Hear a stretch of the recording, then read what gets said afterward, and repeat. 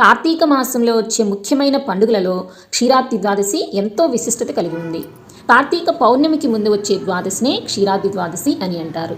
ఈ రోజున ఉసిరి కొమ్మను విష్ణు స్వరూపంగా భావించి లక్ష్మీ స్వరూపమైన తులసి కోటలో అలంకరించి లక్ష్మీనారాయణులు నెలవై ఉండే తులసి ఉసిరికి వివాహం జరుపుతారు. ఆషాఢ శుద్ధ ఏకాదశి రోజున పాలకడలిలో యోగ నిద్రకు ఉపక్రమించిన శ్రీ మహావిష్ణువు కార్తీక ఏకాదశి రోజునే మేల్కొంటాడనేది పురాణ కథనం. అలా యోగ నిద్ర నుంచి మేల్కొన్న శ్రీహరి ద్వాదశి రోజు లక్ష్మీదేవిని పరిణయమాడారు. ఇంతటి విశిష్టత కలిగినటువంటి క్షీరాబ్ది ద్వాదశి 2025వ సంవత్సరంలో స్వస్తి శ్రీ చాంద్రమాన శ్రీ విశ్వావసునామ సంవత్సరం దక్షిణాయనం శరదృతువు కార్తీక మాసం శుక్లపక్షం ద్వాదశి తిథి ప్రారంభం నవంబర్ 1వ తేదీ శనివారం అర్ధరాత్రి 2:51 ప్రారంభమై నవంబర్ 2వ తేదీ ఆదివారం అర్ధరాత్రి 1:21 వరకు ద్వాదశి తిథి అయితే ఉంటుందండి. సూర్యోదయానికి మనకి ద్వాదశి తిథి నవంబర్ 2వ తేదీ